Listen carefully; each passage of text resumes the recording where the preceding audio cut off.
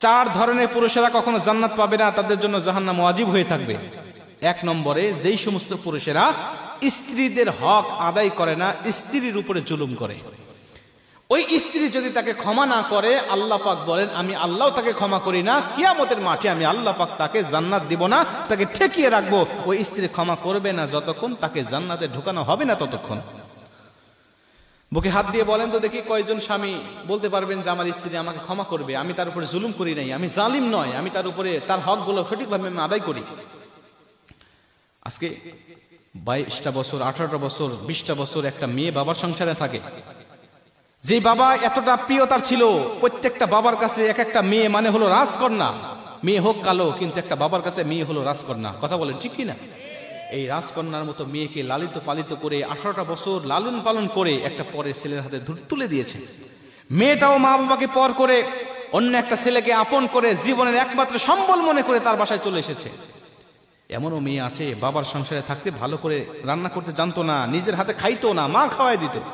এমনও মেয়ে হাজার হাজার আমাদের সমাজে আছে, নিজে খাইতো না, মা খাওয়ায় দেয়। ওই মেয়ে এখন স্বামীর সংসারে গিয়ে নিজে রান্না করে, নিজে খায়, শ্বশুর শাশুড়িকে খাওয়ায়, স্বামীকে খাওয়ায়, সন্তানদেরকে খাওয়ায়।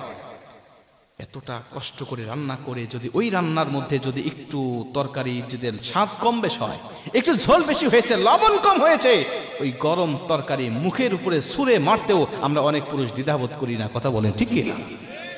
ওকে আমি মানুষ মনে করতে পারি না, ওকে আমি মানুষ বলতেই পারি না। কয়েকদিন আগে পত্রিকায় দেখলাম তরকারিতে ঝোল বেশি হয়েছে, স্বামী গরম ঝোল তার মুখের মধ্যে দিয়ে মুখের চামড়াগুলো ফসকা বেড়ে সঙ্গে সঙ্গে উঠে গিয়েছে।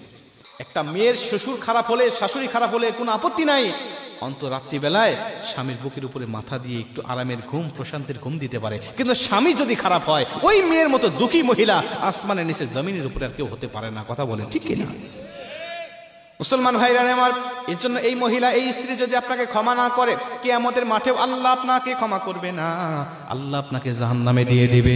মুসলমান 2 নম্বরে, ওই পুরুষদেরকে আল্লাহ পাক কখনোই ক্ষমা করবে না যেই পুরুষ মা বাবাকে ভাত দেয় না, মা বাবার হকগুলো আদায় করে না। 3 নম্বরে, ওই পুরুষকে আল্লাহ পাক কখনোই ক্ষমা করবেন না যেই পুরুষ হওয়ার পরেও নারীর বেশ ধরে, নারীর পোশাক পরিধান করে, নারীদের সাজে সজ্জিত হয়। এমন পুরুষ আমাদের সমাজে আছে না নাই? কানে দুল পরবে মহিলারা না পুরুষেরা? কি কানে দুল কারা পরবে? অনেক পুরুষের কানেও দুল দেখা যায়। কথা বলেন ঠিক কিনা? হাতে চুড়ি পরবে মহিলারা, কিন্তু অনেক পুরুষের হাতে চুড়ি দেখা যায় কি যায় না? যায়। আপনাদের বগুড়ায় আছে?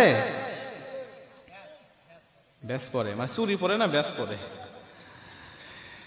মুসলমান ভাইরা আমার শুনে নেন, আবার যদি কোনো মহিলা পুরুষের সাথে সজ্জিত হয়, আল্লাহ পাক তাদেরকেও জাহান্নামে দিবেন। শুধু জাহান্নামে নয়, আল্লাহ পাক নিজে লানত করেন তাদের উপরে, ফেরেশতারা লানত করেন তাদের উপরে। যারা পুরুষ হয়ে মেয়ের পোশাক পরিধান করে মেয়ের সাথে সজ্জিত হয়, অথবা যারা মেয়ে হয়ে পুরুষের সাথে সজ্জিত হয়, আমার আল্লাহ তাদেরকে কিয়ামতের মাঠে জাহান্নামে নিক্ষেপ করবে। জোরে কর নাউজুবিল্লাহ। মুসলমান ভাইরা আমার, খুব মনোযোগ দিয়ে শুনে নেন।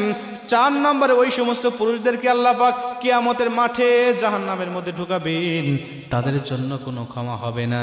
যারা পুরুষ হওয়ার পরেও, যারা নিজের আন্ডারে মেয়ে আছে কিন্তু মেয়েকে পর্দায় রাখে না, যাদের আন্ডারে স্ত্রী আছে কিন্তু স্ত্রীকে পর্দায় রাখে না, যাদের আন্ডারে মা আছে কিন্তু মাকে পর্দায় রাখে না, যাদের আন্ডারে ছোট বোন আছে কিন্তু বোনকে পর্দায় রাখে না, এই 4 জন মহিলাকে সে দ্বীনের পথে পরিচালিত করতে পারে নাই, আল্লাহ পাক ওই সমস্ত পুরুষকে জাহান্নামের মধ্যে ঢুকায় দিবে।